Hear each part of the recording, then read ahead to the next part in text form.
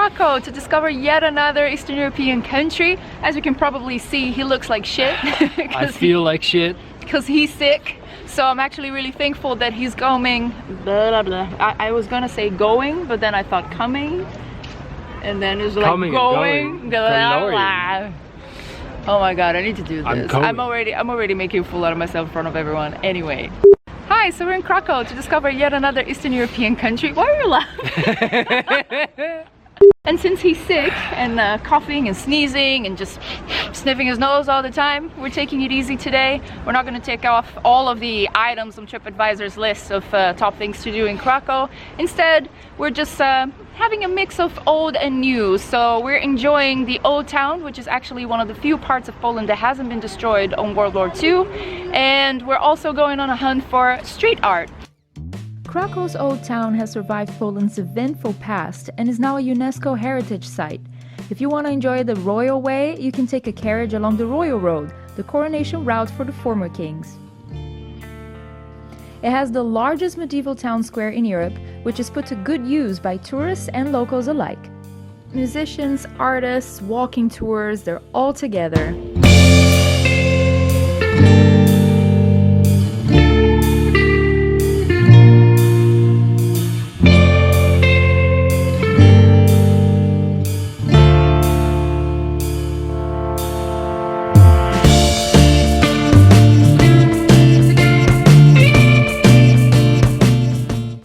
But its main star is St. Mary's Basilica with its uneven towers.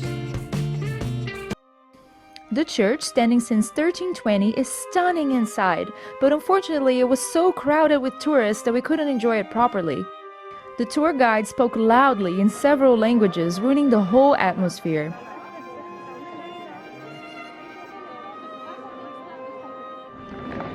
One thing I noticed here, women are so beautiful. The men not so much, but the women are really making me feel like crap. Like, Jesus, I look like a train wreck. The rest of our day was spent at Kazimierz, Krakow's historic Jewish quarter, which is now the hip part of town, full of cool bars and street art.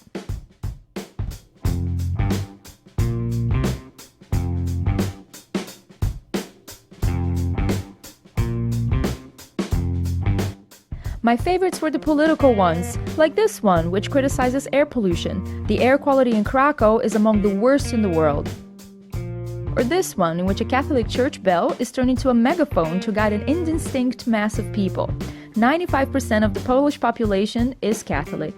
But it hasn't always been that way, and according to our local guide, that's what this floating pig sculpture on the Wisla River represents. Poland used to have the biggest Jewish population in Europe before the Second World War.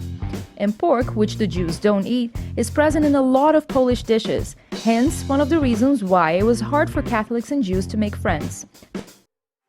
And here's the official monument to remember the saddest episode of Kazimierz history. This square, which is in front of what used to be the entrance to the Jewish ghetto, is where selections took place during the Second World War. There are 70 chairs, each one of them representing about 1,000 Jews that lived in Krakow. Most of the chairs face the way out of town, except for two. One points towards the hospital and another one towards Oskar Schindler's factory, symbolizing the 1,000 people he was able to save. And that's where we went the next day. Today, Schindler's factory houses a museum about the Nazi occupation of Krakow. You can see how the city was before the war and how the Polish didn't think the war was going to last long because they thought their allies, England and France, would come help. Well, that didn't happen, and the Polish just couldn't compete. Then you see the Nazi project to turn Krakow into a German city, destroying national monuments, changing street names, and taking ownership of all resources, and finally locking the Jewish population in a ghetto whose walls resemble tombstones. I was really impressed at how beautiful this museum is. Some rooms are really a work of art. It manages to tell such a sad and gruesome story in an aesthetically pleasing yet respectful way.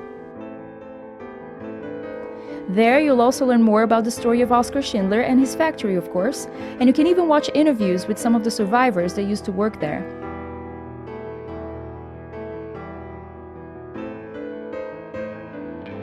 But let's finish this video on a high note. I want to tell you about the best restaurant we've eaten at in Krakow. Well, there's my woman, and she was very, very, very hungry.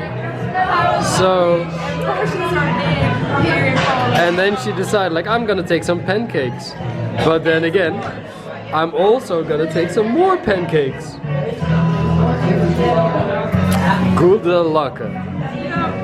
These are Ukrainian pancakes with cottage cheese, mashed potatoes, sour cream and bacon. And these are Polish potato pancakes topped with pork stew. They were so delicious, I had to go back to the restaurant the next day and eat them one more time.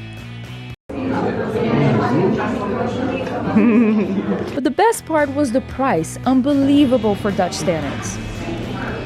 Mind is blown. Just ate for 17 euros. It was good, really good. It was amazing. We got a lot more. A lot of food. I had 2 main dishes. 17 euros is total, including drinks, was the total bill. So, nice cough.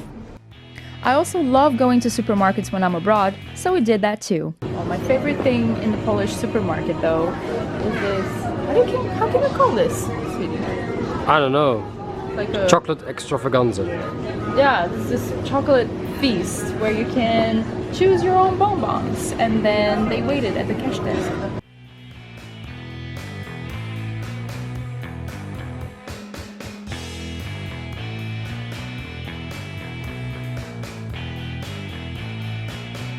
And those bonbons were so good! Also, don't forget to try the substantial Polish cheesecake. How much did this cost again? 2 euros. 2 euros, okay. And if you're into booze, there are 24-hour liquor stores all over the city.